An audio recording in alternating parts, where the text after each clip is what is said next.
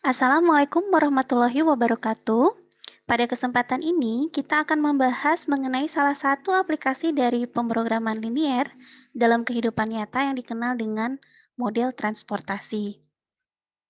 Sesuai dengan namanya, model ini berkaitan dengan penentuan rencana berbiaya terendah untuk mengirimkan satu barang dari sejumlah sumber, misalnya pabrik, ke sejumlah tujuan, misalnya gudang, atau dari sumber bentuknya gudang ke tujuan yaitu customer. Model ini dapat diperluas secara langsung untuk mencakup situasi-situasi praktis dalam bidang pengendalian mutu, penjadwalan, dan penugasan tenaga kerja, dan bidang-bidang lainnya tentunya. Model transportasi pada dasarnya merupakan sebuah pemrograman linier yang dapat dipecahkan oleh metode simplex biasa. Tetapi, strukturnya yang khusus memungkinkan pengembangan sebuah prosedur pemecahan yang disebut teknik transportasi, di mana teknik ini lebih efisien dalam hal perhitungan.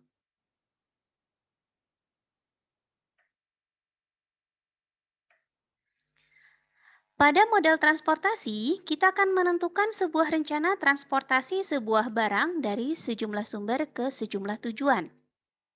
Namun tentunya data dalam model transportasi ini akan meliputi tingkat penawaran di sumber dan tingkat persediaan di tujuan, serta biaya transportasi per unit barang dari setiap sumber ke setiap tujuan.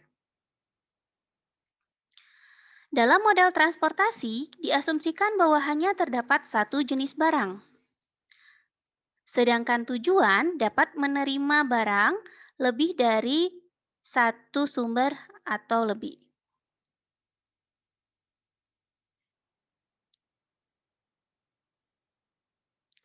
Dan tujuan dari model transportasi yaitu untuk menentukan jumlah yang harus dikirimkan dari setiap sumber ke setiap tujuan, sedemikian hingga biaya transportasi diminimumkan.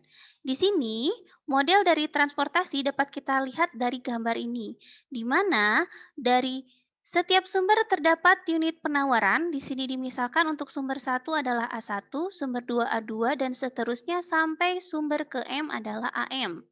Sedangkan di tujuan terdapat unit permintaan sebesar B1 di tujuan 1, B2 di tujuan 2, dan Bn di tujuan ke N. Dari setiap sumber ke tujuan terdapat ongkos per unit atau ongkos pengiriman barang dari sumber ke tujuan. Di sini dinotasikan dengan C11.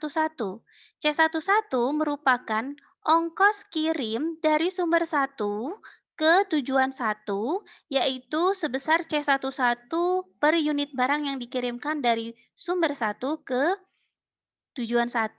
Sedangkan X11 ini adalah jumlah barang atau banyaknya barang yang dikirimkan dari sumber 1 ke tujuan 1.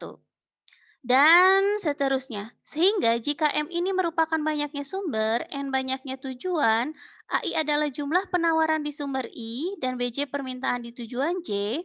CIJ ini adalah ongkos pengiriman atau biaya dari sumber I ke tujuan J.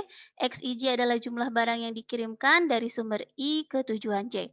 Dan model dari permasalahan transportasi ini dalam bentuk pemrograman linier itu meminimumkan biaya Z yang merupakan total dari perkalian ongkos atau biaya dengan jumlah barang yang dikirimkan dari sumber I ke tujuan J untuk setiap sumber dan tujuan, dengan kendala tentunya yang pertama bahwa di setiap sumber, barang yang keluar dari setiap sumber tidak boleh melebihi kapasitas penawaran yang tersedia di sumber tersebut.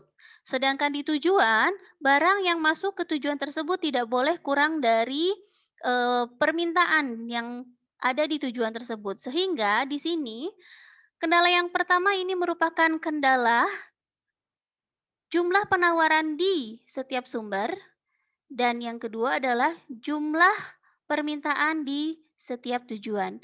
Sedangkan banyaknya barang yang dikirimkan dari sumber I ke tujuan dia tentunya haruslah tak negatif.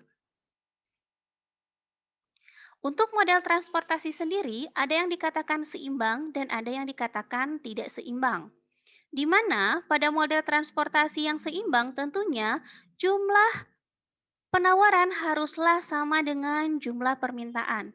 Namun, jika berbeda, maka kita katakan di sini model transportasinya tidak seimbang.